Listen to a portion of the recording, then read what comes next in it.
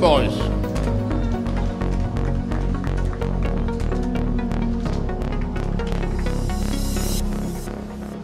First block in the boys single event. Semi-finals and finals tomorrow, late afternoon. We are still waiting for a few racks before we can start.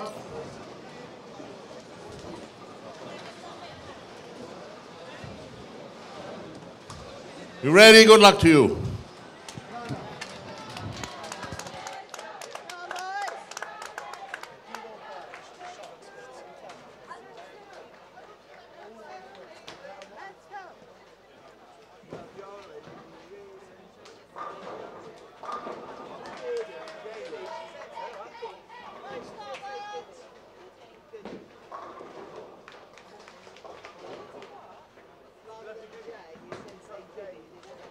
Good day.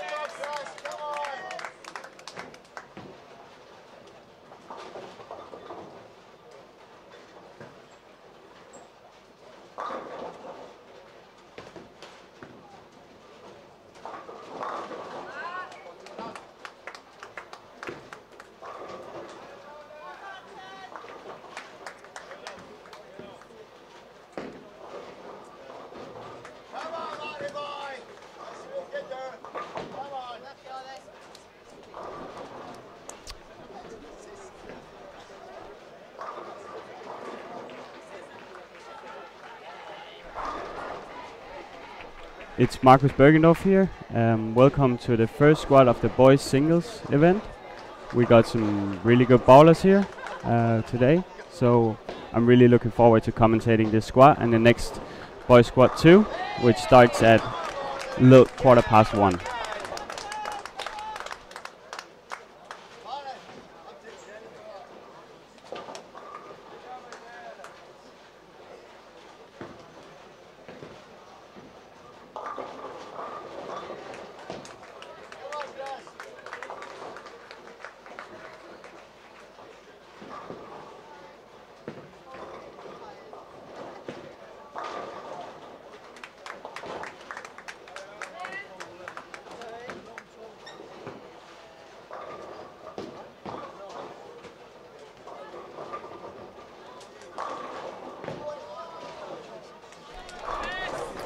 Back on again. So this is the first singles event, and as I said before, we got some really good and talented bowlers here. So I'm just going to do a quick review of the all event, which bowlers you should look out for and which actually have a chance to win. So on lane 1 and 2, we got the Danish team, which is the home country, and we got Mathias Angerdal and Andreas playing, and Mathias is currently in the 5th spot with about 60 pins up to win the all event, so he actually got a decent shot of winning it. Andreas is 15, which means that he has to stay in top 24 to make the Masters. So both of those two players you should definitely look out for. And a team I think personally is really good is the Finnish team, with Puri Piharinen and Jesse, and they are in lane 13 and 14.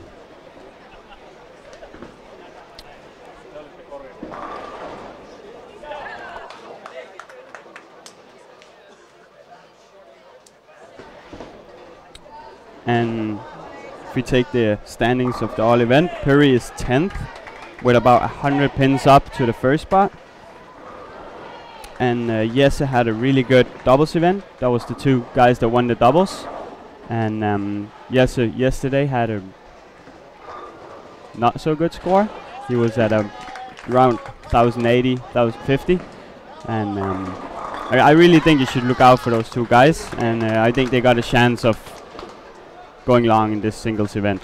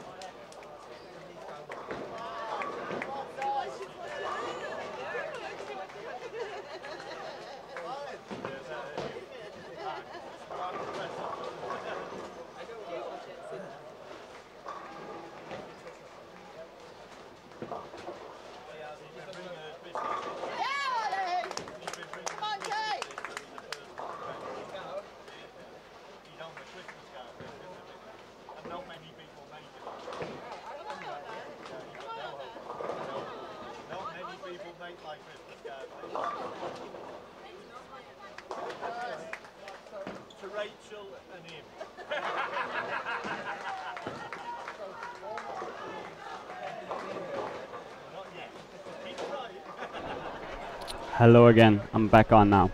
So I just made a post on Facebook. Make sure to tune in on this live stream and feel free to ask me questions. Maybe come with a couple of comments on who you think is going to do good today, who are you looking out for, and which bowlers and what score do you think they will make? Is it going to be a high scoring squad, or do you think it's going to be a little more low scoring? My opinion on this is that I think that the top 4 score for the singles event would be around 1410 pins. That's my estimate, and I know it sounds really tough and really high, or a lot of pins, but I think that we will see a lot of bowlers that struggle on this, and then we will see a couple of bowlers or 4 bowlers that's going to do a really decent score. So now we are almost done with the first game. We're in about the 9th frame on the most pairs. So let me just do a quick look. Puri Paharinen on lane 13 from Finland is on 4 strikes in a row. Can strike out for 238, which looks like an okay score. Then we have one Slovenian guy that is in the high 230s on lane 15-16. Good start, solid start. Then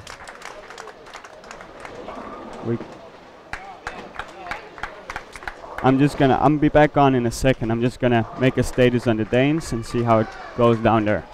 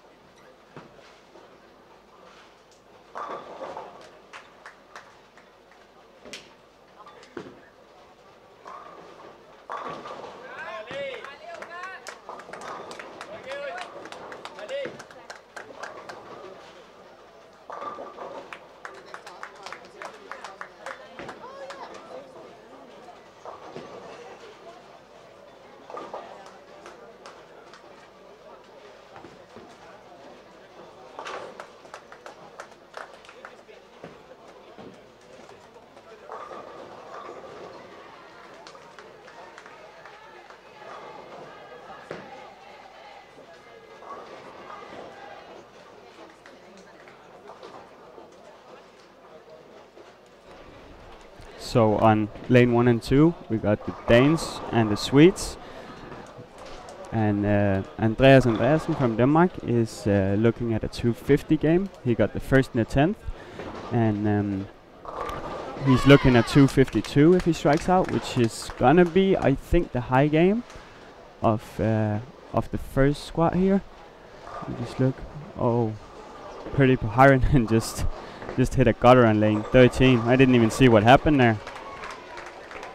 And he got 207, which is 10 pins less than he should have got, but I think he's okay with that.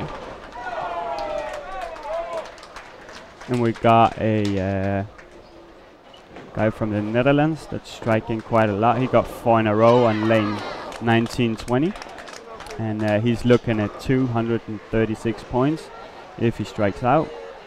which is going to be, I think, the second highest game here in the first. So you just take a quick look.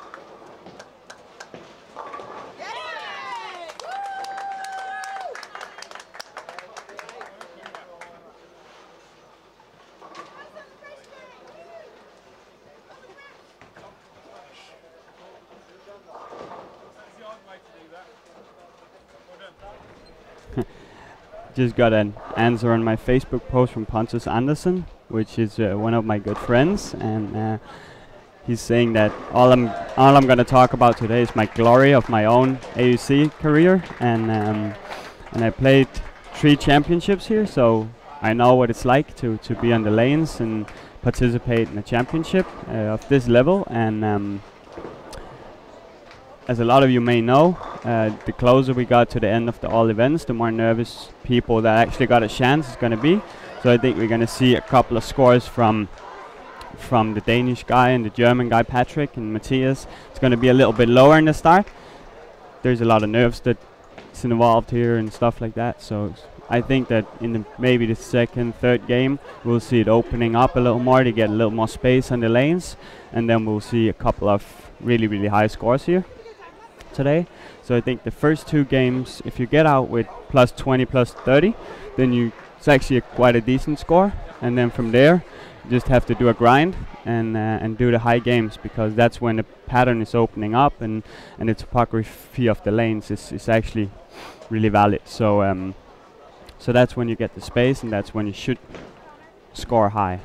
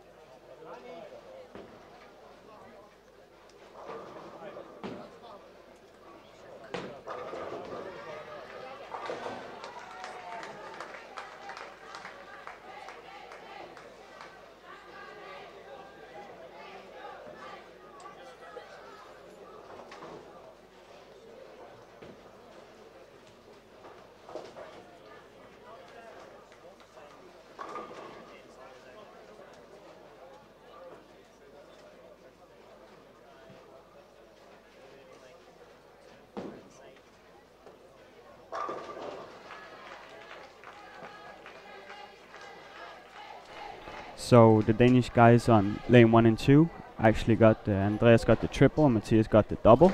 So Matthias is looking at 190, which is a decent start for him, considering that he got a chance in all event. There's a lot of nerves, which I talked about earlier, and Andreas got a little more free balling. He's in, but he doesn't have to hunt a score. So Andreas looks really good, and he was really loose the first game, and I actually think he's bowling quite well and doing the right things. So I think we will see a couple of high scores from him in the next 2 games too. They will jump over to lane 21, 22, where there's been a 232 game from an Italian guy, and otherwise it's been 170s on that pair. So I think you have to solve the pair quite quick, and then you have to do decent shots in that pair, because the topography is a little bit different. But I think the Danish coaches and team will solve it quite perfect.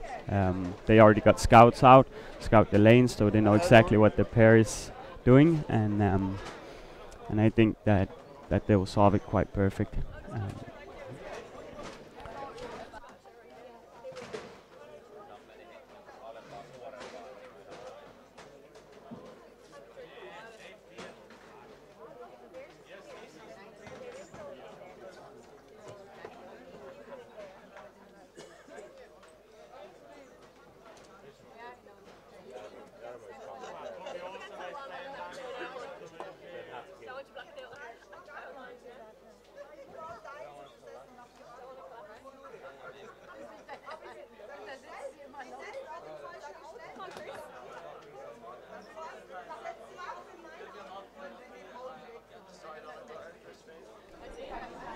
So the the Swedes got William Svensson on the lanes and Adam Hultgren, and they are actually seated 6th and 7th right now. And Adam had a 2-0 game and William had a 2:30 game. So from the start, which is a really good score, I think, on the fresh personally. And I think we'll see in the 4th, 5th, and 6th game, as I said before, that the scores will rise quite a lot. And I think we'll see quite a lot of really high games today. Possibly we can see 300 game. Hopefully, that would be quite fun.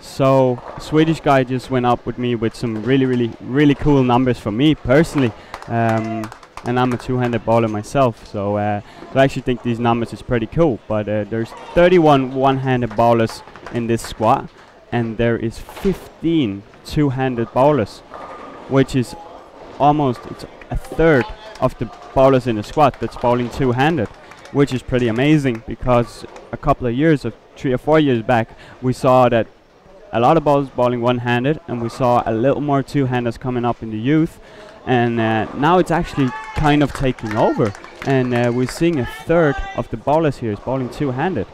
I think that's impressive, and I think that's a really good future of the sport, because we got some really talented bowlers here, and of course some of them is better than others, but I think it's really cool, and I obviously think that some of the players need a little more practice, and they'll do really well in a couple of years, and then we got some really talented bowlers that already today got some pretty cool results. For example, Piri Paharainen from Finland, at the age of 15 he was participating in the World Series of Bowling, and I actually think he was either close at cashing or cashing in that tournament, which for me is pretty amazing. When you're competing at a level that's that high, then it's a bit different from a EYC. But I think that's pretty cool. And we got Jesse Ahokas from Finland. He was leading the Ballmaster Open qualification this year, which also is an amazing merit to have on.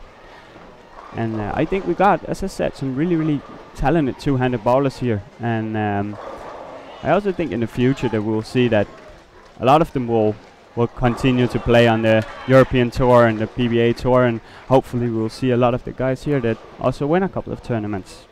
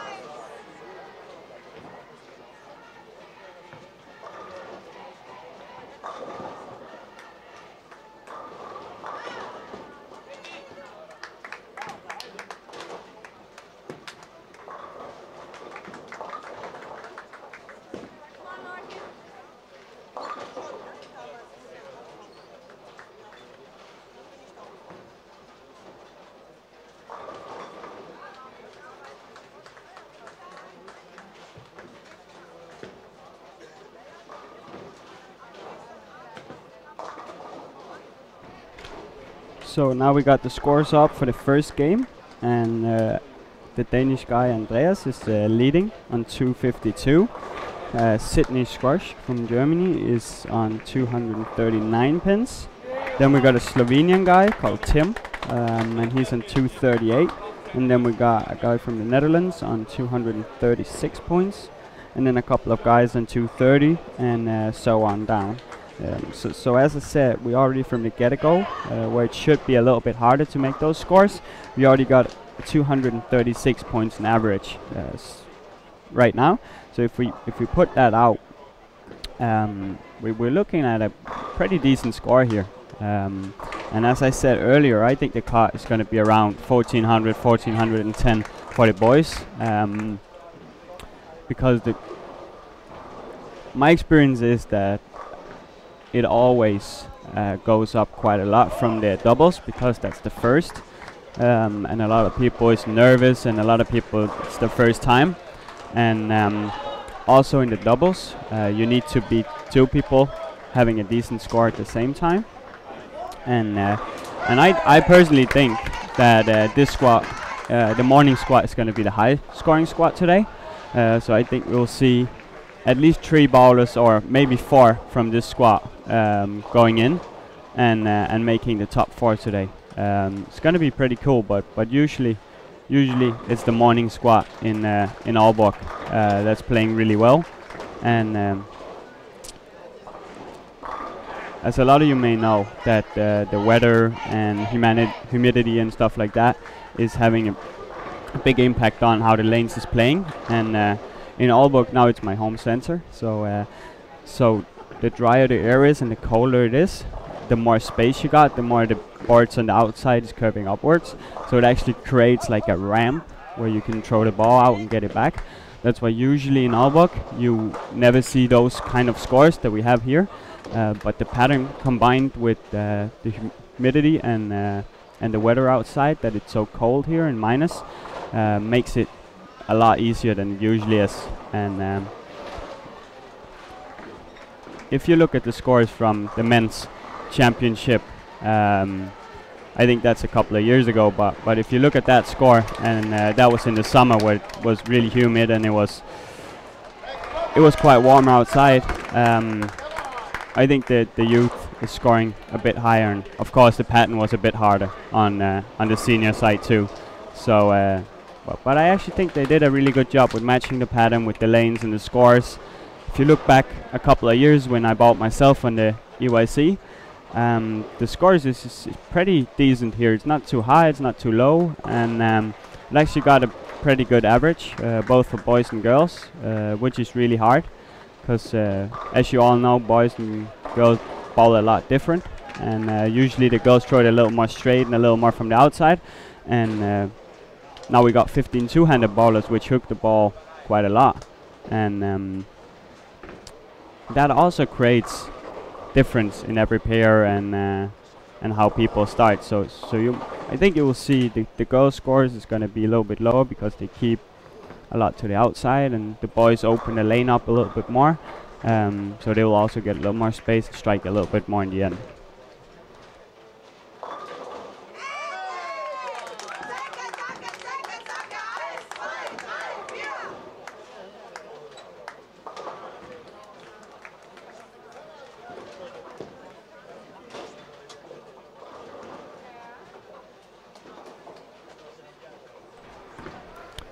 So Sydney on lane 9 and 10 got 9 spare 4 in a row now, and he was on 239 points from the first game. So he found out something that works, at least on the fresh here. So and as he's a left-hander, he's two-handed, so most likely he will get a lot of fresh oil. So I think we're gonna see a pretty decent score from him today.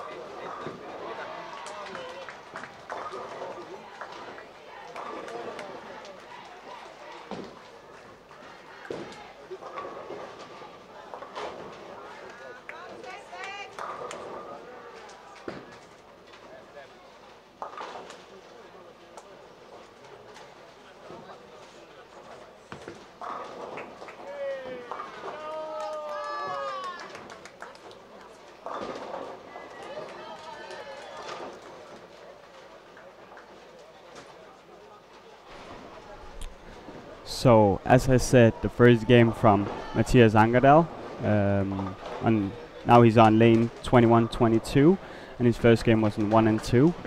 You could see on him he was a little bit nervous. There's a lot to play for today. He got a really good chance of taking a medal in all events, and if he do very well, I think he got a chance of actually making top 4 today. But he got a really nervous start, and he missed a couple of time on lane 1, which was a little bit earlier, and it looked like he missed the speed a little bit on that lane. And right now he's on front 5, so he definitely relaxes a little bit more and throws the ball a little bit better, and he's a little more smooth in the approach. So it looks really good, and I think he's gonna do really well today.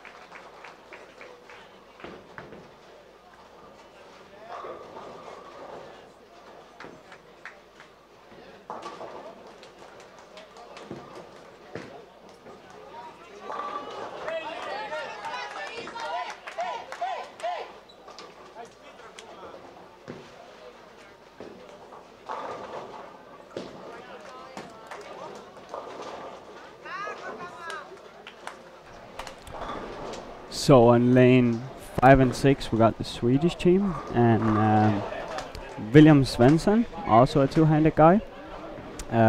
He's currently 6th in all events, and he had 230 from the start. Now he's on a decent game. He's a 9 spare double, spare triple, I think, something like that. So he's looking at least a 230, 220 game, and possibly a 250, 260 game. So he got really good from the get-go. It looks like he's throwing a little bit stronger ball, get it to smoothen out a little bit. He's a little bit more to the inside than a couple of the other players. And I think personally there's a lot of players playing a little bit too far to the outside and using the outer boards, which is usually not that smart here. And it also looks like the people that's having a score on the fresh is keeping it a little more tight and they don't use too much angle. They use it a little more forward and roll it a little bit more, so they get the ball to check up. And I think that's why we see Puri Piharonen struggling a little bit on lane 9 and 10, because he was a little bit too deep, and he was throwing it a bit too far to the right, and the ball was just hooking and burning, and then the ball never came back. And now he changed ball to a little bit weaker ball, and it gets through the front a little bit more easier, and then he actually get it to turn the corner and get back again. So he's on a double now, and he's looking if he strike out at 236.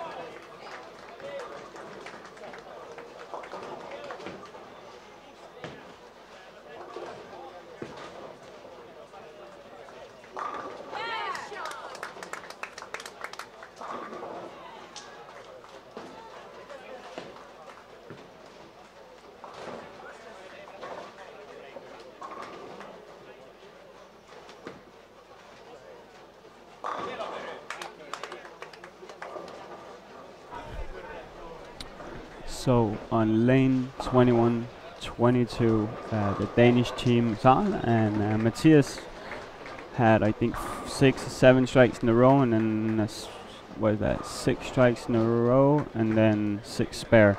And Andreas is struggling a little bit more. He got a couple of opens in the middle, and now he got 9 spare 9.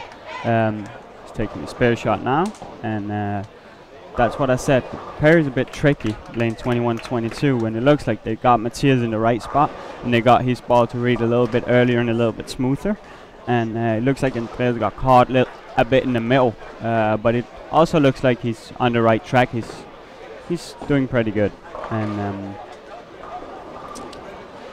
as I said, I think we'll see quite a big score from Matthias today. Looks like he's pumped up the right level. It looks like the first game he was pumped up a little bit too much, and a couple of nerves was playing in and stuff like that. And now he's in a really good rhythm. You can see he's relaxing. He's doing pretty good, and he got into a rhythm where he takes his time, he takes the shots, and he's gonna continually moving left now. And next time he's gonna hit 17-18, and then he's gonna be in 13-14, which is 2 pairs that's pretty good in the center. Usually you get your scores on the middle sets, so from 11 and 12 to about 22, around there. That's where you usually see the high scores in the center. And the low pairs is usually a little bit lower scoring and playing a little more from the outside, where the pairs to the higher side from 11-12 to 21-22, 23, it's playing a little more from the inside, and you get a little more hook to the outside. So that suits some players a lot better, and two-handed bowlers likes to hook the ball, and they like to move left and throw it right and see the ball curve, and I think that's pretty important to notice, and I think that's why Andreas is struggling, because on the lower pairs he could move out and he got the ball read a little bit sooner, and he turned the corner a little bit sharper, and he could stay to the outside a little bit more.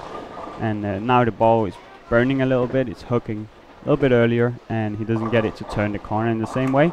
And as you see now, he's getting the 2-8, and usually I'll move on a shot like that. If you do a decent shot, would be a little bit to the right or a little bit softer, and I personally think that he should be a little bit softer, and I think he should probably go a little more up the back of the ball instead of so much around it, so he gets the ball to actually read. And right now it just burns up, and if he goes a little more behind the ball, he'll get it to check up, and I don't think to move a little right and be a little slower, and it will be perfect, that pair.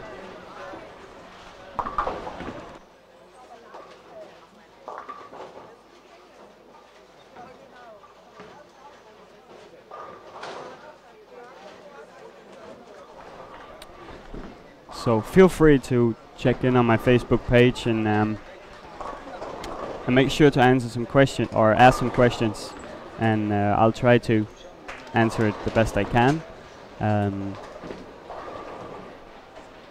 Would be really nice if you guys would guess the card. If you guys got number out there, you can try to guess it.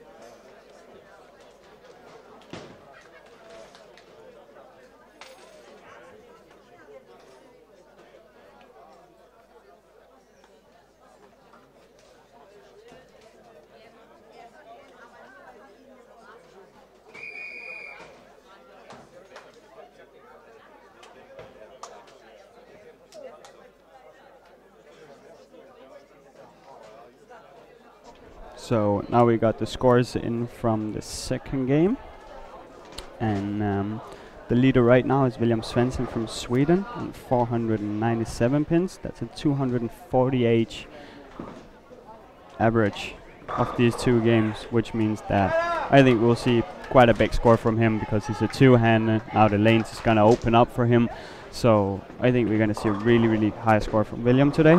And Mike Bergman from Netherlands is on 490, and then Sydney from Germany, the two-handed left-hander, is on 487, which is also a 243 average. And then we got quite a big jump down to Georg from Norway, which is 37 pins lower, and he's on 450 pins. So I still think we'll see quite some big scores today. We see Matthias Angerdahl got a 244 last game. There's a Russian guy, he's on 42 over, and Perry is on 32 over. So top 7 right now is on 30 over, and I still think the squad, and it will be quite a high scoring event here. I talked to a couple of people in the bowl, and it varies a lot what people think the cut is going to be, and I think my number is quite high, but I also think it's only 4 people that's going to make it, and obviously there's going to be some people we haven't seen during the week that's going to have a really good squad and just improve the score by quite a lot, and then we're going to see the guys that's in the all event maybe have a little bit lower score because they have a lot to bowl for today, and then we'll see the people. A lot of people doesn't have a lot to bowl for except this event. They're not in qualification for the 24, and they need a really big score to just have a chance to make it. So we'll see a lot of people on the lanes today really relaxed and just bowling their A game and doing what they do best. So I think we'll see the scores will rise quite a bit today. That's my experience of these kind of tournaments. Usually it rises quite a lot for the men. So I think the scores are going to be really high.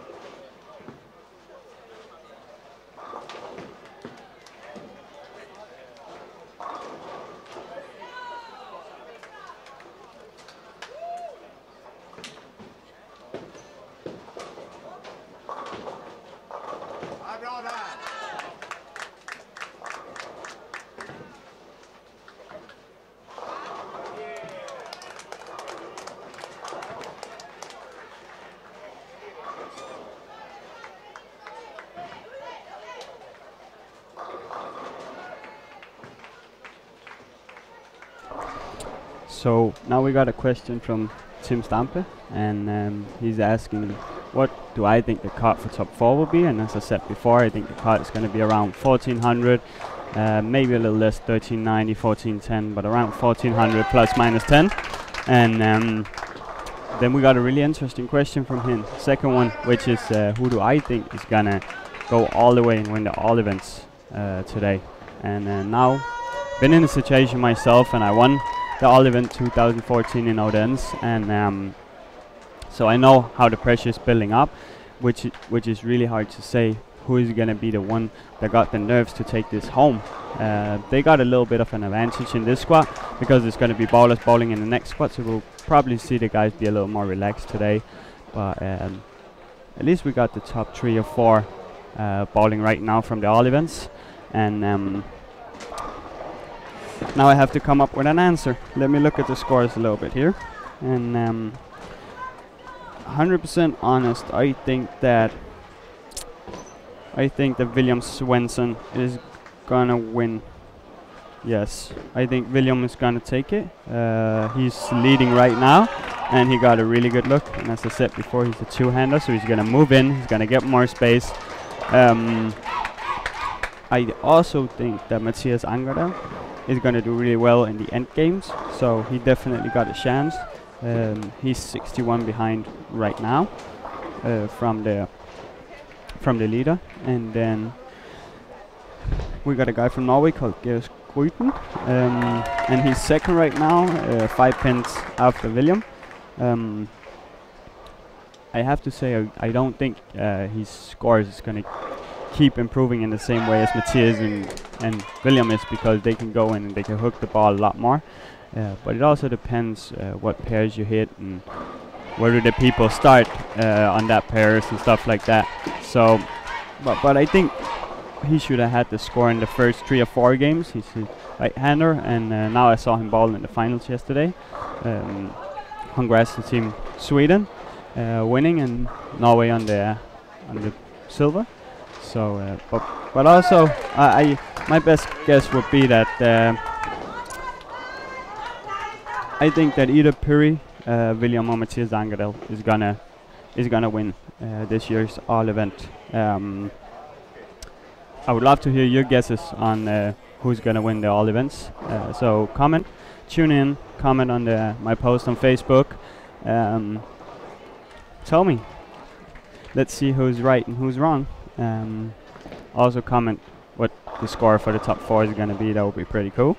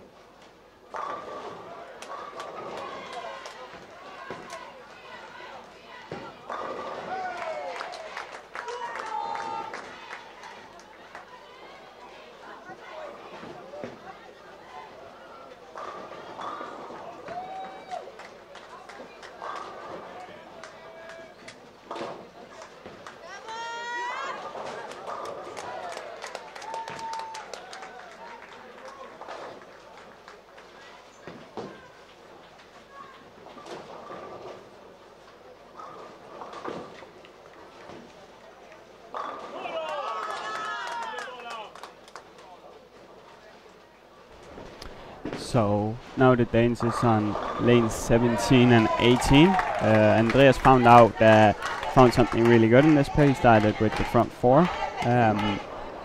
Looks like he's a little bit softer on the ball. He moved the parallel in, so he moved a couple of boards in and the target a couple of boards in, and then he's actually just floating the ball in the edge of the oil there. So he got quite a lot of space now, and it looks like he's gonna have quite a big score.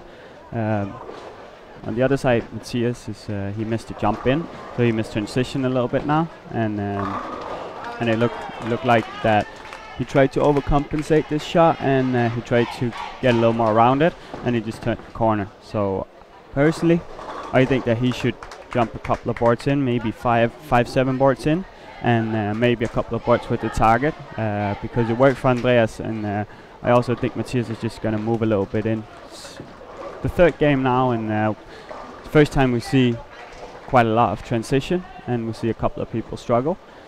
So I think that people should get the jump going now. They should move in. They should probably get to a little bit weaker balls so it doesn't burn up in the front. It looked like Matthias changed ball too. and it looks like he turns the corner a little bit more. So I think we'll see a couple of more frames, and then he's going to start striking again, because he's on the right path. He's moving left. He's with the right ball. He just needs to take the jump and trust that it's correct, that you have to move left.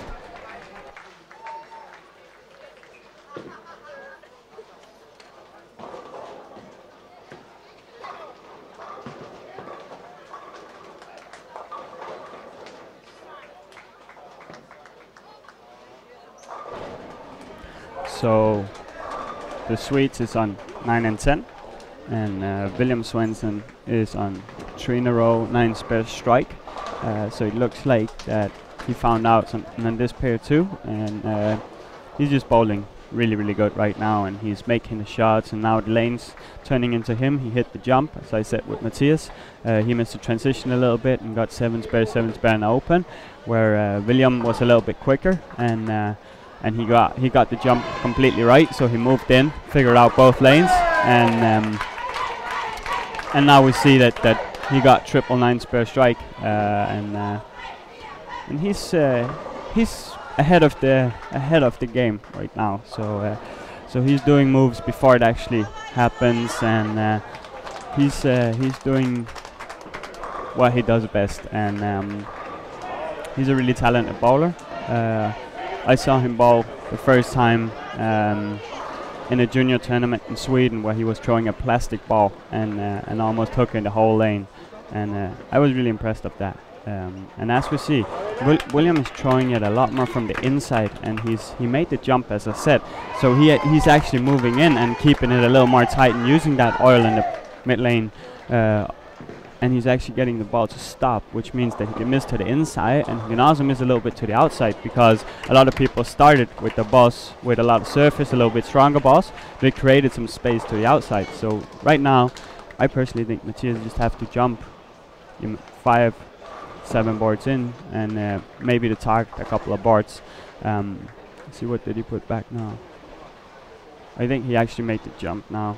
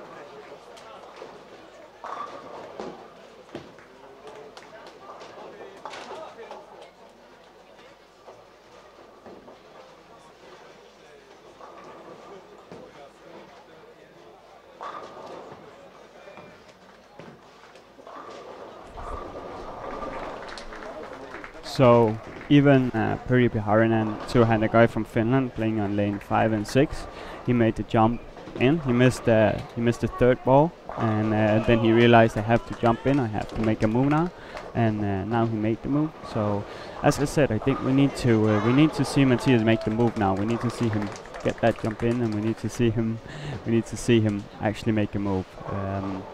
It's quite hard, and but I think we'll see him strike a couple of times now.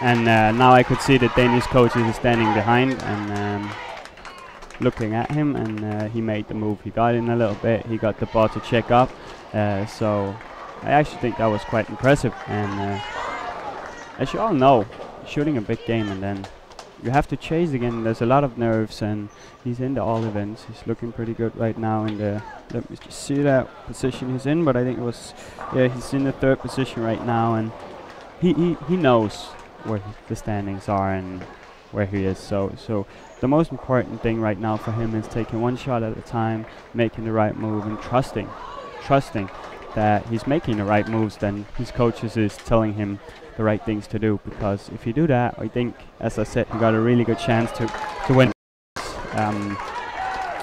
If anyone is going to be near William Svensson today, I think we're going to see quite a big score from him, and I think he's going to lead the singles and all event after this by quite a lot of pins too. So but it's going to be fun to see if anyone can contest him. But the way he's bowling today and the moves he's making and the way he's ahead of everyone else of the game, because standing behind and looking at the lanes, it's pretty easy to see what you should do and what you should not do. But standing on the lanes, being in the pressure of winning all events and making the singles, it's a bit harder to just take a jump on 5-10 boards in, because you don't know what the ball is going to do. You just have to trust it. You just have to trust your stomach feeling of that, and just make the move.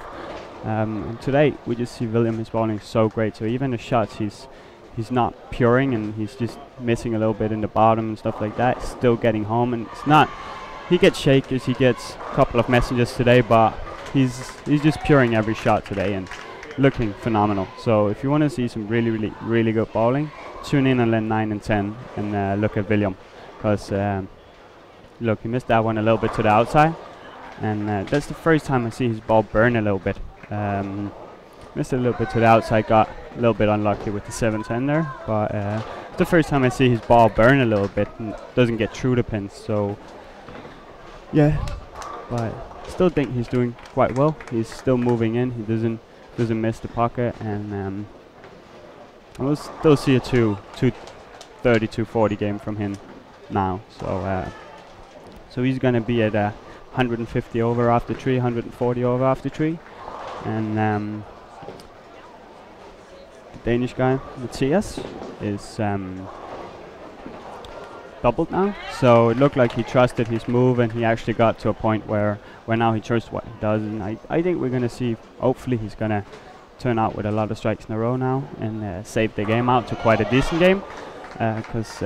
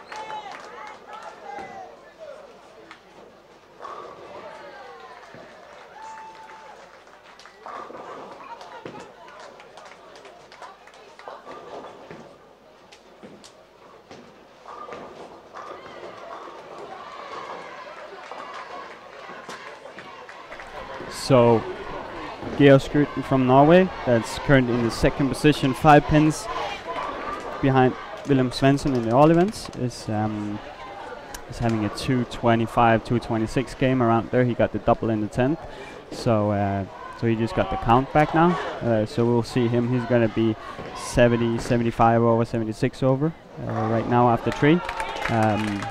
That's still quite a lot up to William Svensson, which is having at least 130, 140 over.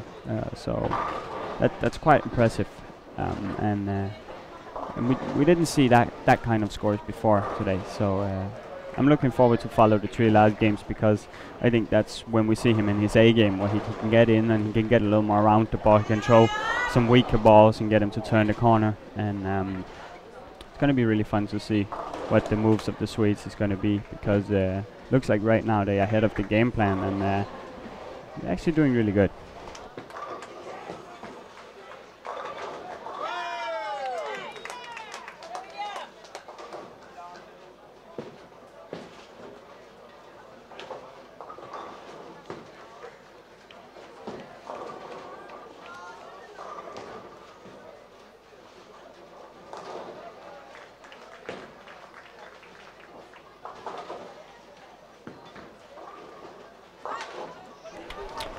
So the Danish team on lane 17-18, Mathias can strike out for 229 points, and Andreas can strike out for 261. So looks like the Danes is locked in, and now we just have to see them perform the shots, and hopefully they won't leave any single pins left, because I think that's one of the things that could stop. Look like they have a pretty solid look, and as I just mentioned, and Andreas was playing a really good shot and got a solid stone 7-pin. Pretty unlucky. Still a decent game for him. He's in 230, 240 around there, and Mathias is at least in around 200 and strike out 220. So looks like a solid game again for the Danes. And let me just look here. William Svensson got the double in the 10th, lane 9 and 10. And he also tripled, so he got 225. He's at 142 over after 3 games, and that's I'm not sure about this, but I think that's the highest, one of the highest scores that's been this week on 3 games. So he's, and this is on the fresh, and he has a pretty solid block. Where in the team we usually see that the scores get a little bit higher, because at least on the men's side, because people can get a little bit deeper and curve it a little more around, and they get a little more space the more games that's played. So 472 points on 3 games from the fresh is pretty cool, and that's I would say that's one of the best bowling I've seen all week.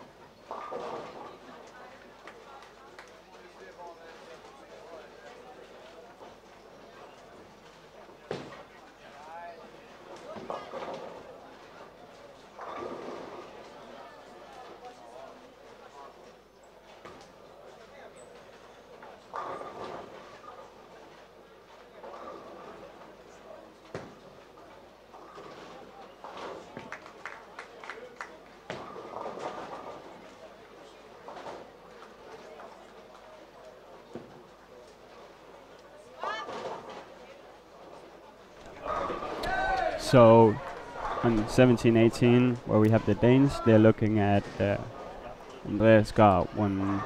He got 210, 208 with a strike here, and Matthias can strike out for 207, I think, something like that. So they are a ground pair, and it's quite a good game considering the start from Matthias, where it looked like he was going to have 170, 180. So get that to 200 is a pretty decent score. This is going to put him around 30 over. It's going to be 30, 40 over. But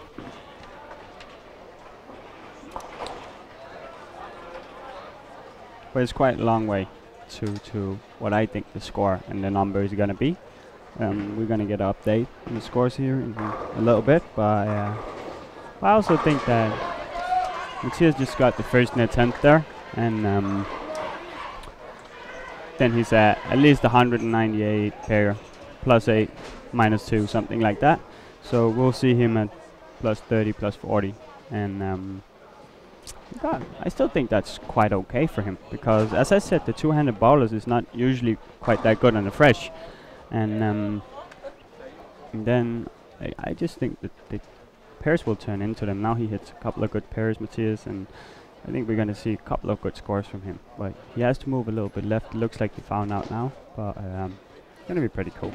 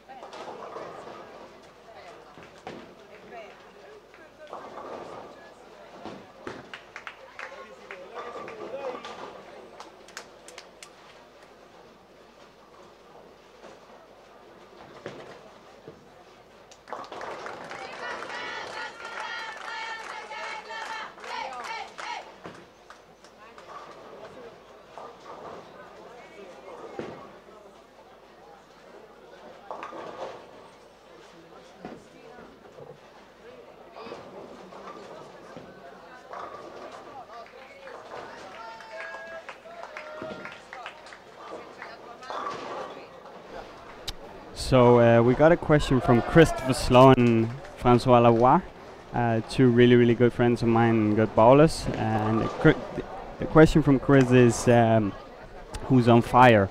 And I have to explain that before I answer it. And as you may know, there is a football song called Will Grigg on Fire. And yes, so my shout out right now is going to go to Paul Grigg from Scotland. And in that honor, we're going to walk down and see the Scottish team bowl a little bit and do some commentating on them. And yeah, so to Chris's question, who's on fire? I have to answer, Paul Grigg's on fire. And bowling wise, I think there's only one person in this ball that's on fire right now, and that's William Svensson. So yeah, he's on fire. The other guys is doing quite well in doing some decent scores, but William Svensson, I think you can tell that he's on fire. He learned something from Paul Grigg. He's yeah.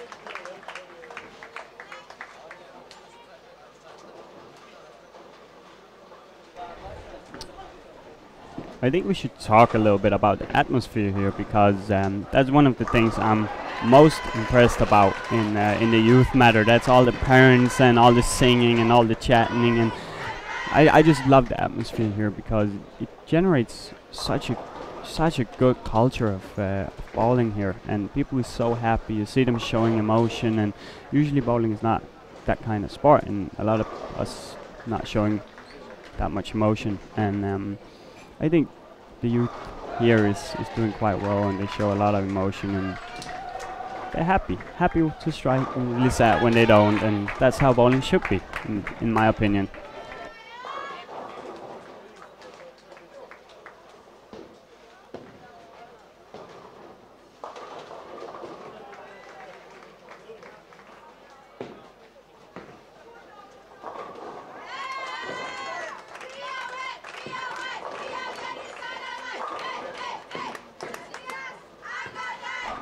So as I promised, we're going to do a little bit of commentating on the Scottish team in honor of Paul Grigg. And let me just see here. We got two guys going, and they're doing quite well right now. It's quite a bad shot. We got 3-6 right now, which is not a really good score. But the other guy is having strike, spare, strike. And it looks like, can't really see the scores, but it looks like one of them is on 520 points and the other is on 580. So so not a lot of big scores, but that's, as I talked about, the atmosphere here. The Scottish people is creating quite a good atmosphere, singing a lot, and then I also love the accent they have. Makes everything fun, and they have a really good humor in Scotland, I personally think.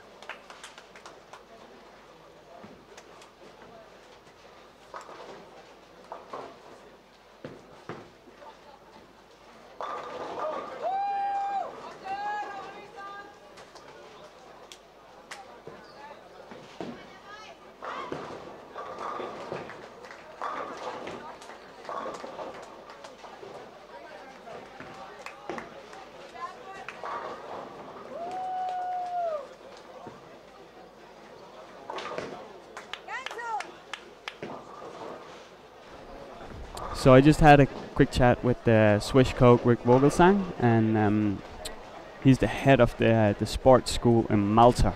And I just asked him if there's any people from Malta we should look out for, and he said the boys is quite young and they just here to learn. They have a little chance, of course, everyone has that, but he said they're mostly here to learn and experience what a EYC is, and in the future we'll probably see a lot of them.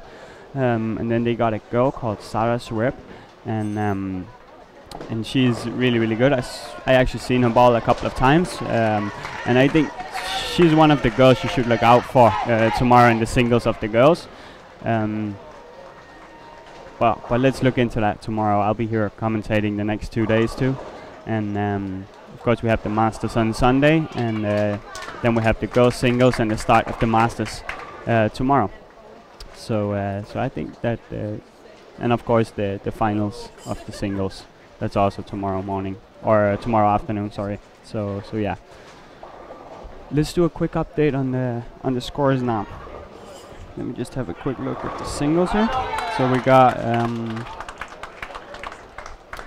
got William Svensson on 742, and we got third to fourth place. That's around 100 to 76 over.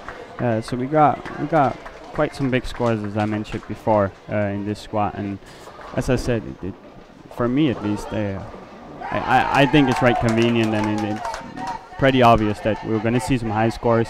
I think the last 3 games is going to turn into quite a strike fest, and let's see. Some people can get caught. Let's do a quick update on the scores here. So we see William Svensson is having open 4 in a row 9 spread double. He's looking if he strike out at 250 again. The Danes is struggling a little bit on that pair, and is looking at Andreas can strike out for 203 and Matthias can strike out for 217. So let me do a quick check on the Norwegian guy. Then we got all the 3 in the top for the all events. So let me just got the standing here. So we got Ukraine guy is in the 3rd place now. And we got the Norwegian guy, William, and then Matthias on the 4th place, and then we got Puri Parinen on the 5th place. And he actually got quite a good shot together with Mike Bergman. There's not a lot of pins up to the medal. They only got 20 pins for the medal, and then we see quite a jump for the 2 first spots. So we got 2 people competing for the gold and the silver right now, which is Geir from Norway and William Svensson from Sweden, and Geir got around 70 pin to the 3rd place, which is quite a lot in the singles, and then we got one guy in the next squad. You have to look out for him, and let me just put the average on here. So right now on average, it's William Svensson first, Geir from Norway, and then we got Oskar Bjerefeld from Sweden, and he's actually in the 3rd spot on the average, and that's because he's playing the later squad today. So they do it on average, but we'll have to see how he does it. But definitely a guy we should look out for. And then we got the Ukraine guy, the Danish guy Matthias, and then we got a guy from Finland called Onni Rikkonen, and definitely also a guy we should look out for. He's probably. But they got quite a lot. We need some strikes from both the Ukraine guy and the Danish guy if they're gonna have a chance to get that bronze medal, or at least go up to silver or gold. They still got the chance, but I think that William Svensson is gonna be really hard to touch today, and I think we're gonna see a really high score from him. And the only thing that limits him right now is a one bad shot and and a single pin. So he's locked in. He knows what he's doing, and we got quite a lot of people here. Let me see. Sydney from Germany, which was in 2nd place before this game, just had 186 points. So he's gonna drop a couple of spots down now. William is gonna lead after this game too. He's gonna be he strikes out, he's gonna be at 200 over actually. So so William could actually be at 1,000 for 4 games here if he strikes out next 3 shots. And I'm just going to do a quick check around the bow, and then I'll do some updates on how the scores is looking and who we should look out for.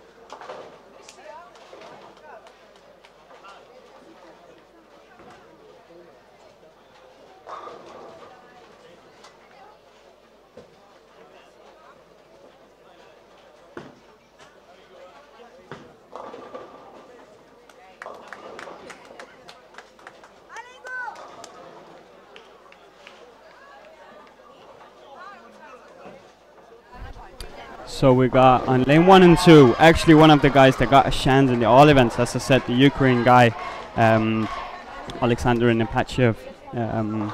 He just had a 300 game, and I think that's the first of the week here. So so we have to congratulate him, and hopefully we can get him in the studio later and he can explain a little bit more about how it is to ball a 300 game in an EYC. I never did it, so I'm looking forward to hearing that experience and how it is, how was the pressure, and was he nervous, was he shaking? And obviously a guy came up to me and said that I missed it, so I hope you guys tuned in and was a little bit quicker than me. I was a little bit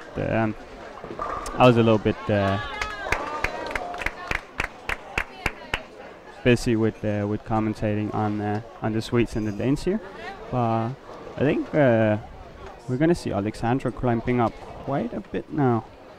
He was he's gonna be at 122 over with that game, which is gonna put him into top 4, I think, right now.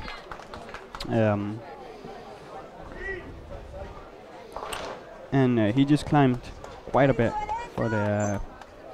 He was in 3rd spot for the all event, and William Svensson can strike out for 250. So I have a feeling that he's not gonna catch him, but Gear from Norway. Just watch here how much he got.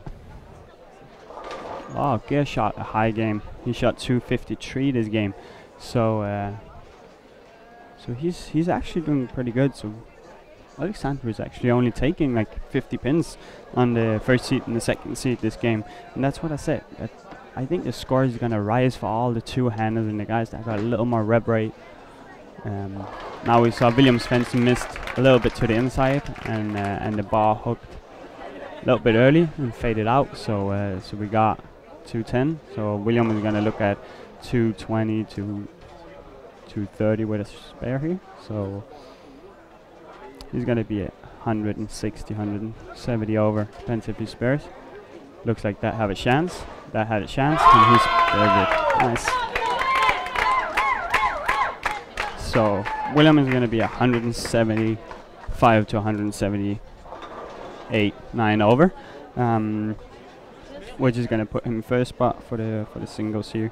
And then we got Alexandra, which is 920. We got Gira, which is around 922, and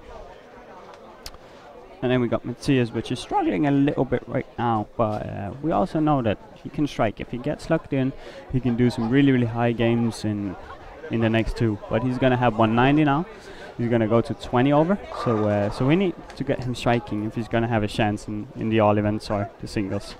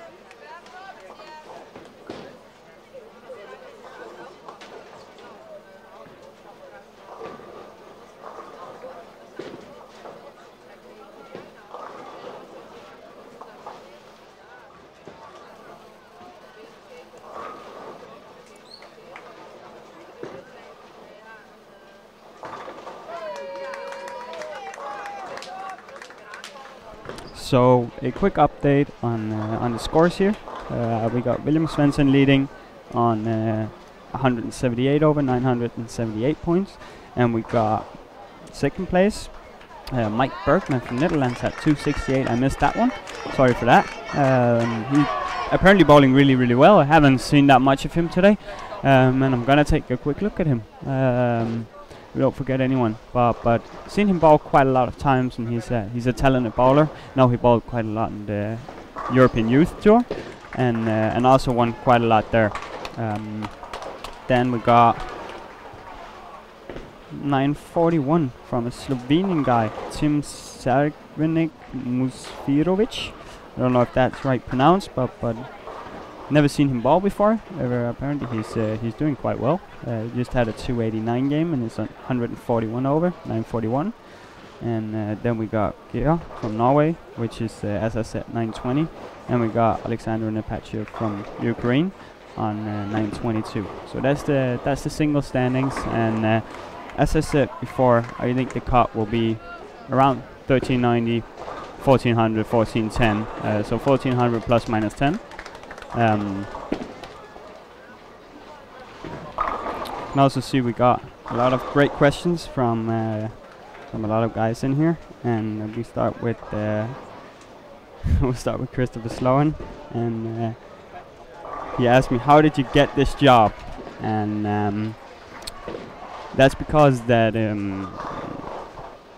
quite awesome. I commentated the men's championships up here, and apparently did really well, so they offered me the job this time again for the last 3 days. And I think I know what Chris is referring to, because usually I say a lot of stuff that's pretty cool, and I think that's why I'm on the commentary this year. So and he put down 3 questions, Chris, so I'm gonna try to answer all of them. And he got some questions that's not about bowling, but I'll try to answer it anyway, as I promised, the best I can. So he said, who's better looking, Francois or Lovvang, myself? And we got 2 good bowlers, and it's pretty funny on the PBA tour. We got a couple of guys, and we always trying to look the best, and we always trying to be the one with the best style and best fashion on. But I have to say here that I can't really choose between Francois and Chris, because they're so different types. I have to say that I think Chris's style is pretty cool, pretty similar to my own, and he's a good-looking guy. Both of them is really good-looking. And then the next question, he said, would you say you know some of the Swedish and Danish participants very well? And I know what he's referring to here, but I'm going to try to answer it anyway. And yes, I know a couple of the players here, and I interact with them, and some of them is actually my quite good friends. And I think a lot of people here is quite young now. I'm getting older, but a lot of the bowlers here is the age where I bowled with them.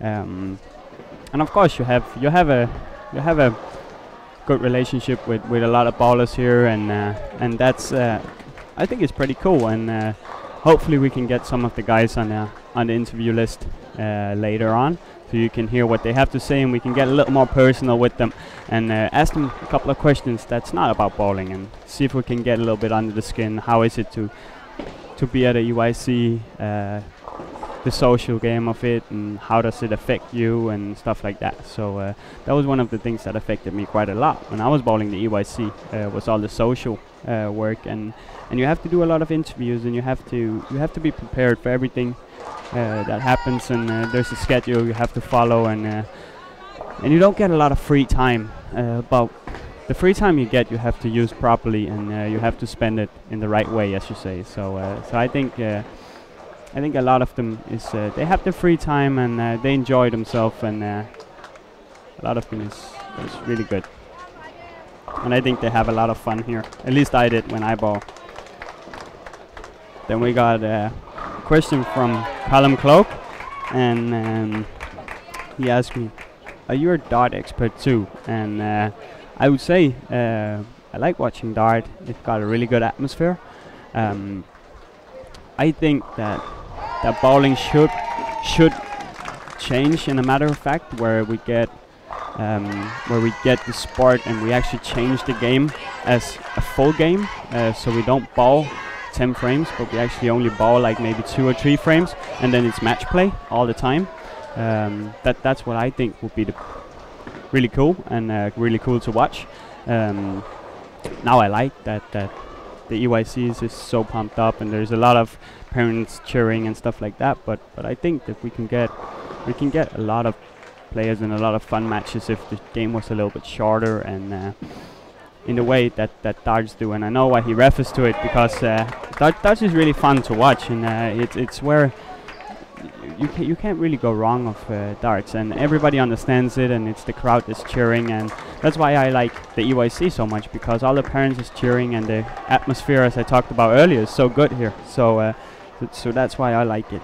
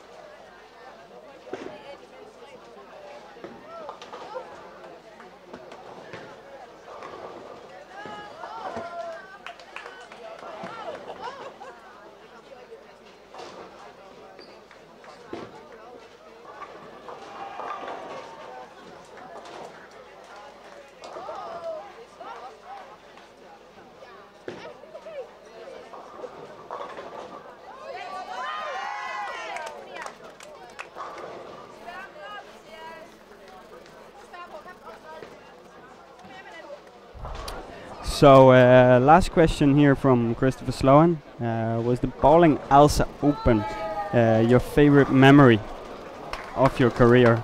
And now I have quite a lot of memories, but I think bowling the Alsa Open is one of the memories I'll never forget in my life.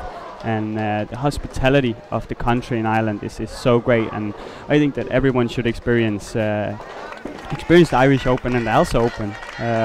Mainly the Alsa Open, I think, because I think that tournament, Mark, they got the bowling centre, is doing so great, and he's inviting bowlers in and he's helping them in the way he can, and he's so nice and so good with everyone. The Irish Open is kind of the same. It's so nice to everyone. They do a good job running the tournament, and yeah, so I think that everyone that got a chance, and if you're a youth bowler, try to go to Ireland, because the scores is a little bit higher, but it's also a bit easier, so you won't get the tournaments like Euro Challenge, Ballmasters, and where the squats is really expensive, where Ireland is a little bit smaller tournament, and so it's pretty cool for a lot of young people, and it's match play down there, so a lot of people get better to that, and yeah.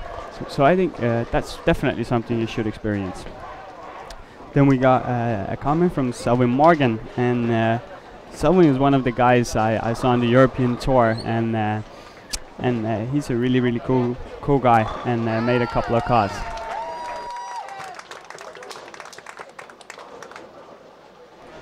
And Selwyn is one of the coolest guys I know, and I couldn't believe his age when he first told me. He's a really he got some young genes, as you say. He's a good-looking guy, but he says Curtis Hooper, one of England's coaches, is a really interesting person. And my plan for today is that I both get Hadley Morgan and Curtis into the studio, and I would like if you guys would put down some questions that you would like an answer to.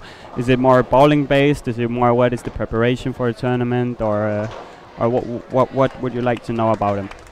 Let's go Denmark! Let's go! Let's go Denmark! Let's go!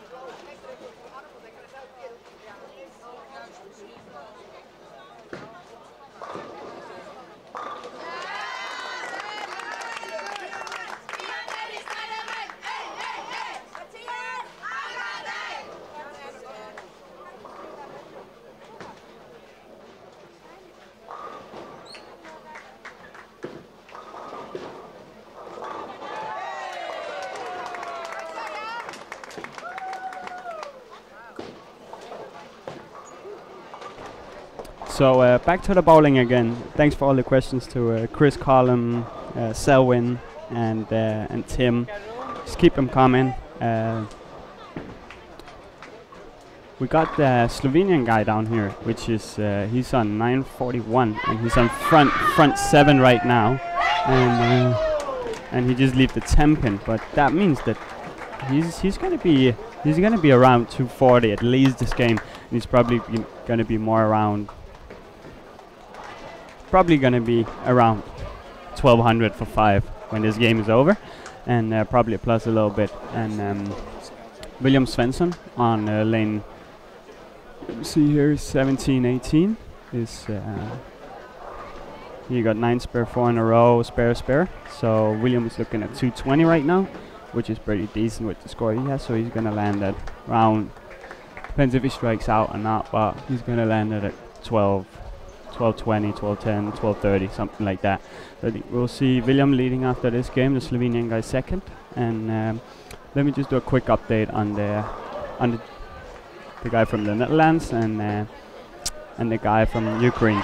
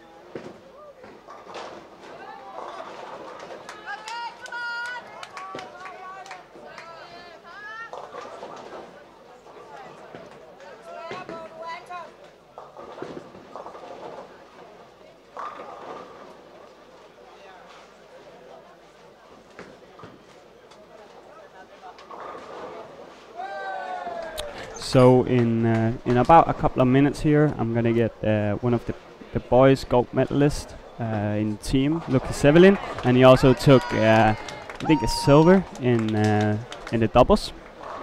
So we're gonna put a question on to him, and what I'm expecting from him is that we're gonna do a little more kind of talking of the social life of the EYC. Now we got a lot of questions that's not about bowling, so now we're gonna get an inside opinion from him on how is the social life, what do you use your evenings on, how does everything work at the EYC, what is the schedule, what is the plan, how did you prepare, how much did you train, all that kind of stuff. So we're gonna leave the bowling, the medals, what kind of balls and all that kind of stuff a little bit outside, and then we're going to talk a little bit more about the personal life and how that worked. So when I will be back on, I'll be back on with Lucas, and I'll introduce him, and we'll start on with the questions.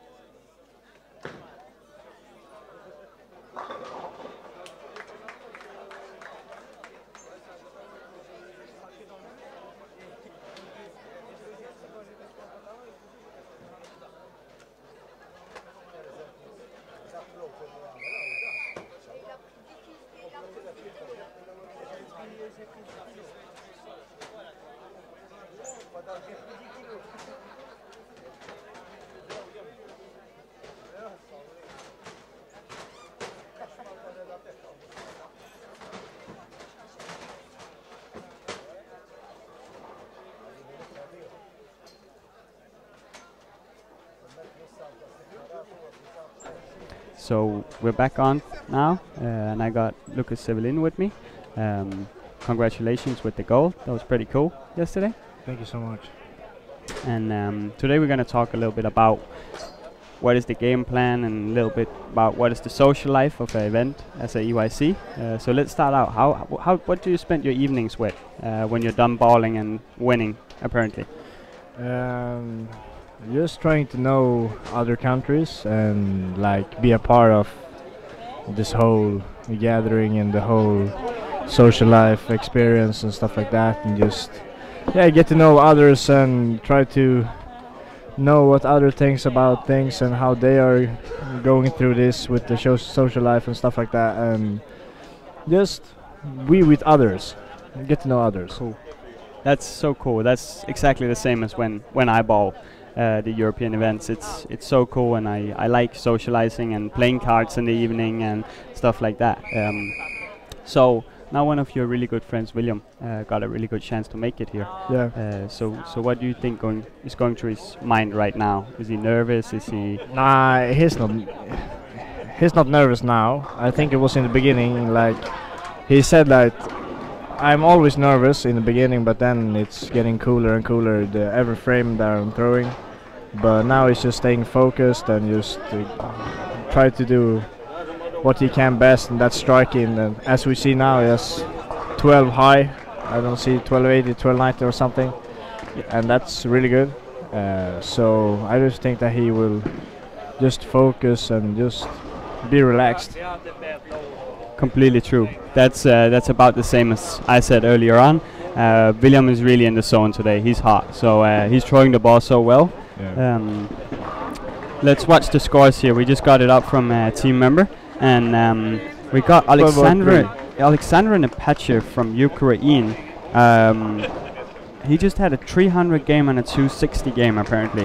265 he must have had, so that's pretty cool. Geir Skryten from Norway is second, and then William Svensson on the third place. And all of them is in between 5 pins, which is pretty amazing. So let's get Lucas to comment on who he thinks is going to win this all-event medal. William. Easy. That's a cool answer.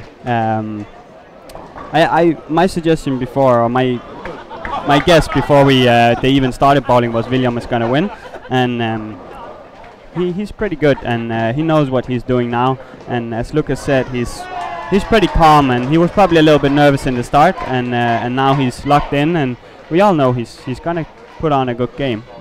This game is going to be about who's going to strike the most. Yeah, but he's so experienced, and when it comes to the end, he's always doing well when you have to. So yeah, that's why. Cool. So let's get into that a little bit later. So what is your expectations of this next block? You're bowling at 1 o'clock. Yeah. So how do you expect you to bowl, and what is the game plan?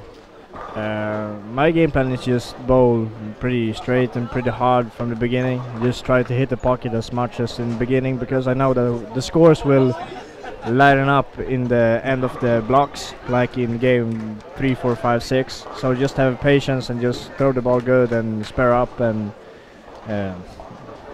just hit the pocket as many times as possible, and just try to do good shots every time, and then we will see how my carry is. Yeah. I heard that a couple of times this week with the carry. Yeah. It's been an issue for a lot of people, because it's quite easy to get to the pocket, but getting 10 pins down is pretty hard. Can you explain a little bit more about that? What have you been struggling with? And I've been struggling with the 4 pin and 10 pin, because my ball is reading too early, or it's reading too early and then not having the finish to get a strike. yeah.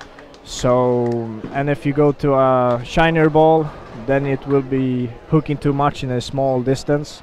So you will stand the 9 pin every time. So it's really hard to get the solution for striking, like the recipe for striking. So I really know, just try to bowl it simple and always try to have the ball in front of you. I think that's the main clue. Yeah. And now we see that William Svensson is on lane 21-22 here, And I'm just going to comment on this one because I know the center so well, that lane 22 is usually a little bit earlier, and the ball burns a little bit, and that's why we saw William's ball was not making the corner, so he 2-8-10. So usually on that lane you were a little bit softer, a little bit more down on the lane to get it to actually ship to the first part of the lane, and then the ball can turn back strongly. And he pured it on lane 21. So Lucas, have you had a lot of difference on pair to pair and end to end, or is it pretty similar? I think it's a huge difference between pair to pair actually and lanes to lanes. Yesterday when we were in the finals, I think it was 19-20 when we played the finals. Yeah. I stand 9 boards left on the lane 20 of the 19 with the same ball, because the lane 20 was hooking so much earlier. Wow. And didn't have that what you say. No, but that's also what I've been seeing a lot, and I've been commentating on quite a couple of times here, is that we see this early hook when the ball just doesn't make the corner and come back from the angles, and then you get the 2-pin a couple of times, and if it doesn't make a move, usually if you get a 2-pin you would move a couple of boards to the right, but in this center it's really hard to move right because that's where all the people has been bowling. When the ball just hooks even earlier and it just burns even more, or goes through the nose and hooks too early. So that's what I said earlier today, that I think people should not miss the jump. They should try to hit transition, and usually it's the end of the second game, start third game that the jump is coming. And I obviously the Swedes hit it perfectly today, and William was great. He hit it perfect. We saw Mathias Ankerdal from Denmark. He missed the jump and got a 190 game. So how do you do it? What is do you have any guidelines, or you just feel it and look at your ball and then move from there?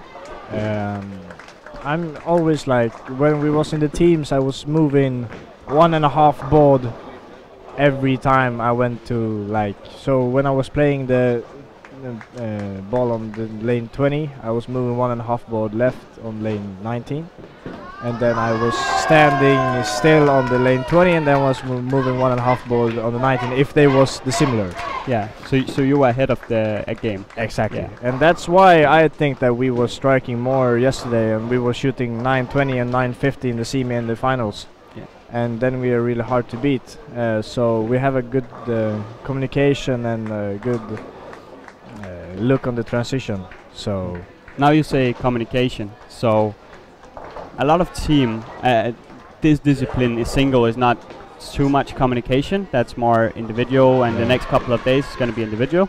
But can you put some words on how you communicate? Is there any preparation up to a tournament where you talk a lot about stuff and know what to say, when to say it, and not to say some things and stuff like that, or do you just know each other that well that you bowl so much together that you just? I think in this team we have bowled so much together. I mean, me and William, we have lived together for 2 years in the bowling academy in Nässjö, and Oscar too, and Adam has been on the tour for like 10 years or something. So we know each other really good. Nice. So we're just looking on each other's balls and seeing what they're doing, and so if I say like, I moved one ball, then this dude that. And then I said that to Adam, that was next up, and then he says like, yeah, I can move this, what do you think about that? So we're always having a communication with the one who's going to next. So I think that's really important. I think that is the main thing that we actually did so high yesterday, because the other teams were on us until the 6, 7, 8 frame, and then we were striking out. And they were not. So, and now in the singles, I think it's just look what the ball does and look what other balls does, and just do a you can never know, you have to do a guess what's happening. And then we're always having a communication with the coach, and we're always telling each other what we're thinking, and then we're going to a solution. So I noticed you have a scout that's scouting the lanes, the pairs you're going on to, and also the Danish team is doing it, and we were doing it when I was bowling. I personally think it's a huge help, because then you know what kind of balls has been thrown before in this lane, or why does my ball hook at this spot, why doesn't it hook at that lane. And now we can see William, he made that one shot on that lane, and then he made a move on it, and now he got the double. Yeah. So and that's what I think is so impressive about the bowlers here in such a young age, that they can actually make those moves ahead of the game. Because usually we see that bowlers make a shot and they get a 10 pin or a washout, and then they make a move of that. So, but what is your plans from now? Is it you're gonna bowl down here and then a couple of EBTs? And I know you bowl with Team Clan in the best division in Sweden. So obviously you bowl quite a lot and you go into the bowling gymnasium. But any PBA stops, any EBT stops that you're looking forward to bowling, or? I really know the future actually, but hopefully I will play some EBTs and some PBA in the future. My goal is that when I'm 21 I do my first PBA stop, and before that doing some EBTs and playing some bigger tournaments and play league and stuff like that, and go out and play in the world, because I think that's pretty important of my career, because you learn so much than just playing regular patterns at home. Yeah. So I think that's the plan. Cool. Sounds really smart, and that's also my path when I bowled. That the more tournaments you go to, or of the higher caliber tournaments, the better you will get. And this will feel like next year when you go to a lot of EBTs, you'll be more sure. And when you're in this situation next year where you have to strike out to win and stuff like that, you know exactly what to do and calm yourself down.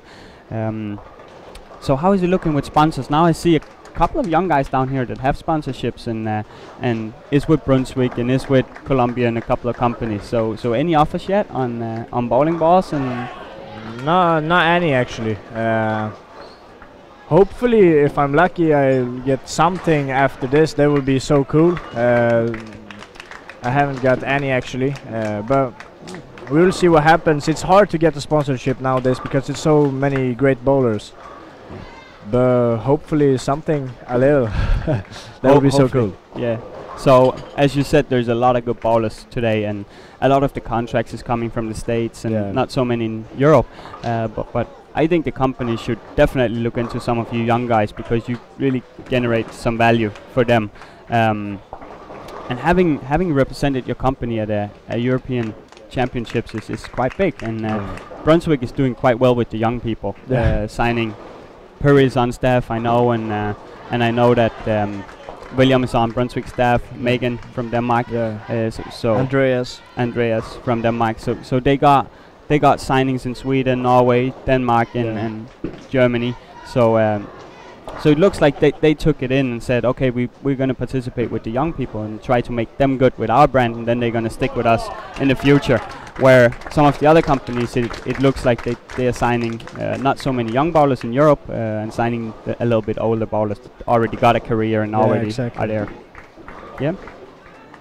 So thank you for your time. That was so cool to get you in the studio before your squad. That's not often in the fifth game you can get a high-class bowler in an interview here. So I'm just gonna wish Lucas the best of luck in his squad now, and it was so nice to have you on with the commentary with me.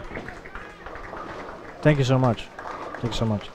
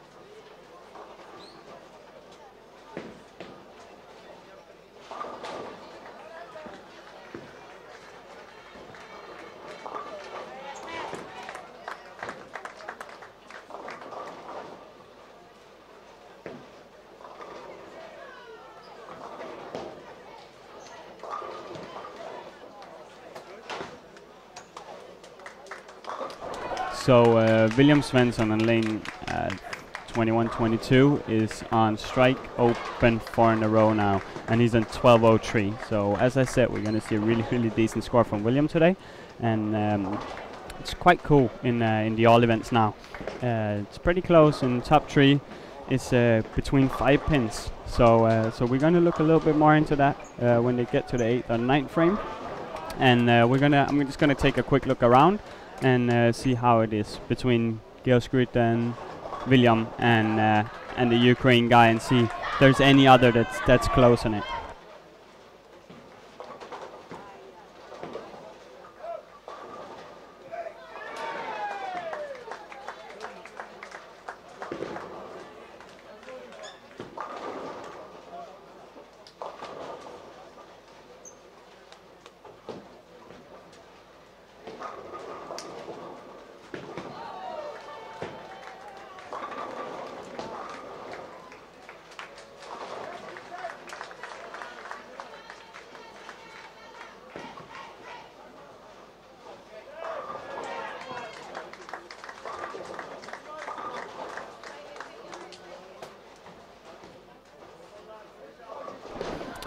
So as some of you may know now, the scores is down on the live stream. So I'm just gonna go around and give a quick update on how it's looking. And William is on 5 in a row now. And we're gonna look at the competitors. There's one guy from Ukraine and one from Norway that was in between 5 pins before this game. Let's take a quick look at how it looks.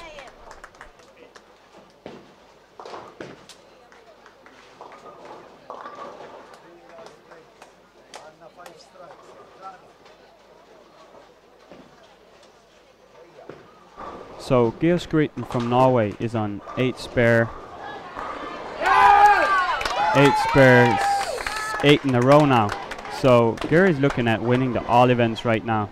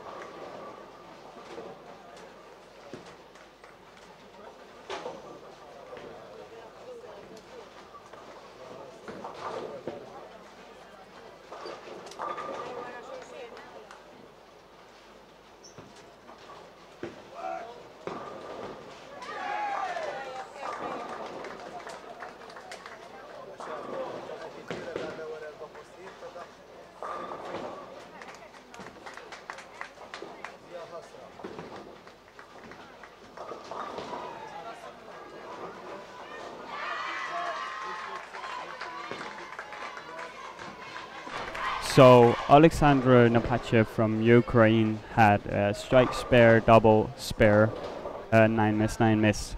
So he's competing for the bronze right now, where William and Georg is competing for the gold.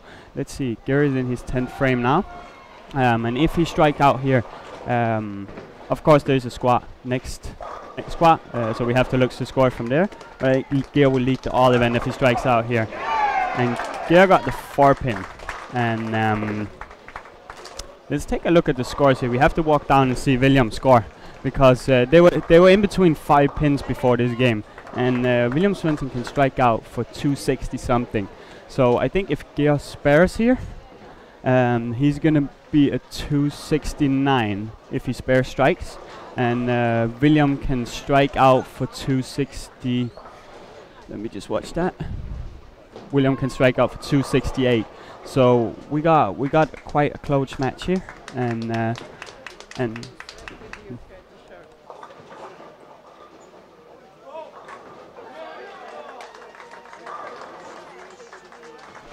so let's see here, Georg. So Georg got a 9 spare here. So I think that Georg will lead this squad no matter what happens. I think he was a little bit ahead before this squad. Let me just watch the scores here, because this is quite quite interesting.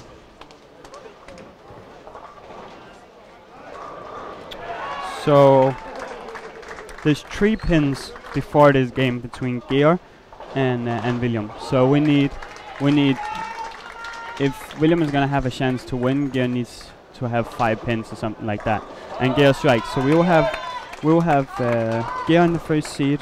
And Gear in the all events here. He's gonna lead the all events after this squat, if my calculations is not wrong, and he did a really decent score. That's most likely gonna make the top 4 of the singles event too, and I think we will have William Svensson seated second in both the all event or the all events and singles. We just watch the single scores here. William Svensson was leading before this. Then we have Mike Bergman. That's actually quite interesting here because Gear was on 269, so he's on 1430. And I think William is gonna go to 1460 with strikes out, and so we'll see some massive scores here, which I would say is a pretty good prediction of me to hit this squat, and we at least got a couple of 1400s going, and maybe more than a couple, which is pretty cool, and I like it. I think it's cool to see that the young bowlers can score so high. That's pretty cool. So we got William is on.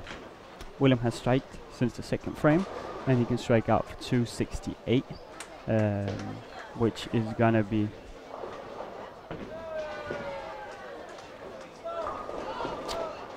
he's gonna be at at least 250 overs, or 1450, 1440, something like that, and then he's gonna be second in the all event before the last squat is going. So it's pretty close, a pretty cool ending of it, and I also think they'll make it quite safely.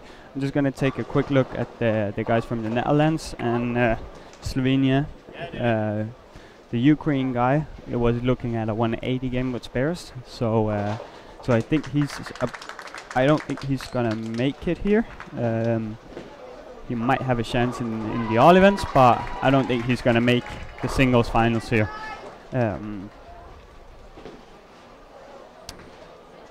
Yeah, so Alexander Nepachev with spare has 175 around there, and just look. Let me just see where the guys from the Netherlands is.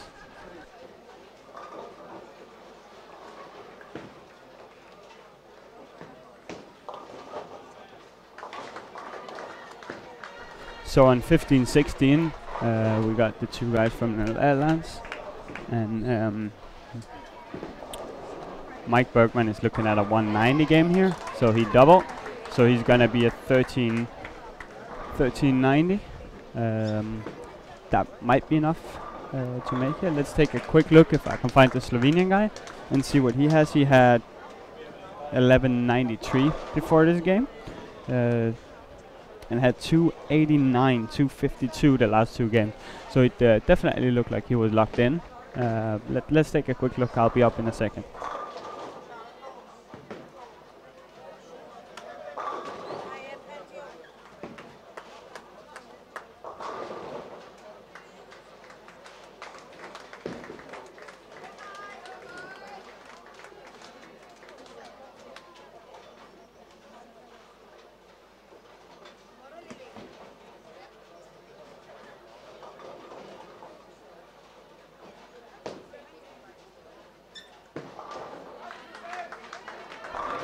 So the Slovenian guy was on front 6, 9 spare strike spare, so he's looking at 240, 250. So we got 3 scores. That's 14 something from William, 1430 from Geir Skryten, and then we got up to a 1452 from Tim from Slovenia. So that's some pretty high scores here, and I also think my prediction is pretty good about the scores. I think the prediction would be a little bit low with my 1410, but we'll never know. And I think the cut is going to be around there after the first squat. Wow. Okay, so William got 7, which is he should still be. He's gonna be at 14:48, which is gonna put him in around second spot for this, and then.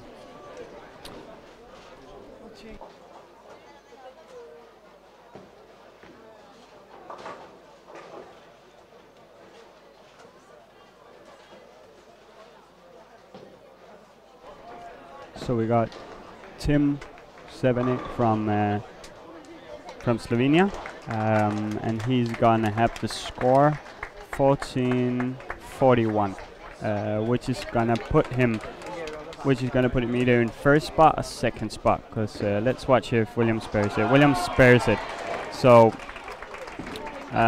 William is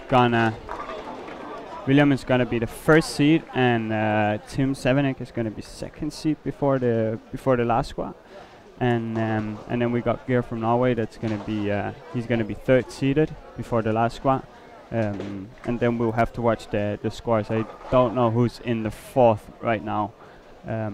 Alexander Apache from Ukraine just had a 163 game, so he's only at 13:40, and let me just take a quick look around to see if there's any scores that I missed or that I have to update on.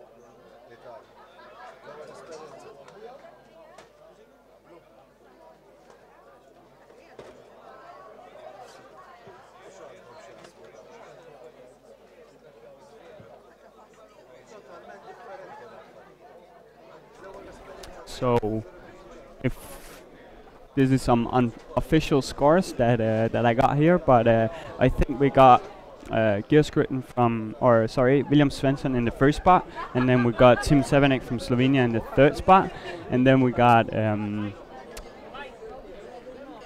Skrytten from Norway in the fourth, and then we got Mike Bergman from Holland or Netherlands from on 1393 on the first spot or the fourth spot. So I think my predictions of 1400 plus minus 10 is pretty okay right now. Let's see if anyone is gonna pass these scores in the second squad. Please comment on my Facebook post if you have any questions, anything I have to answer, and then be quite cool. And I'll try to answer the best I can. I'll try to get some of the people that shot a score here, get a couple of comments from them, and we'll be live on in some minutes here. I'll end it off with the scores when I get some official scores here, and let me just watch if something came in already.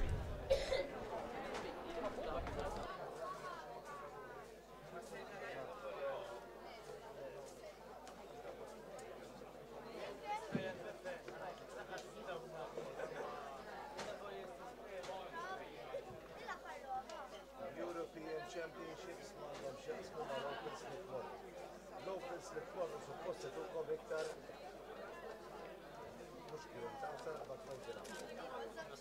Esperjenza għax ta' tagħmlu ma tagħmlux eċċetera. Il-petals li tara hawnhekk m'għandhomx jaqsmu ma' dal-petals. Itgħallu minn fejn tmorru. Però tagħmlu x'tagħmlu Malta, barra, whatever, emnu li jintom tajbin. Jekk nitlef il-fiduċja fija, aħjar noqgħod fil-qiegħda. Jekk jien m'għandix fiduċja li nafflikktek, hemm kien naqbad il-ħajja, għax sa naffiġa.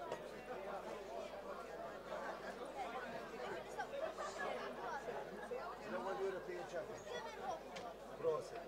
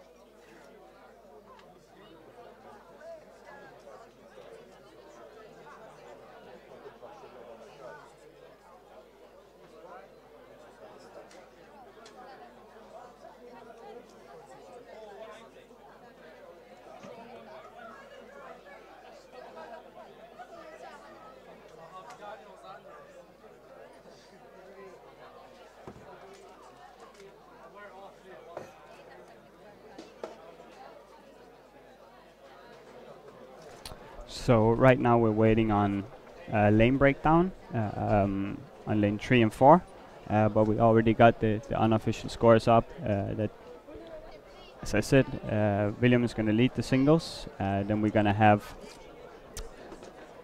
Then we're gonna have the Slovenian guy Tim on the second place, and we're gonna have Gear from Norway on third, and then we're gonna have Mike Bergman on fourth right now. That's the current standing, and in the all events, Gear Skritten, the unofficial results, but Gear Skritten is leading, and then we got William Svensson in second right now. Alexander and Apache have had a 160 game, so it doesn't look like he's gonna medal. But it's gonna be quite fun to watch. I'm gonna do a quick update on the all events when we're back. We're gonna close down soon. There's a couple of frames back, and then we'll be back on at 1 o'clock again.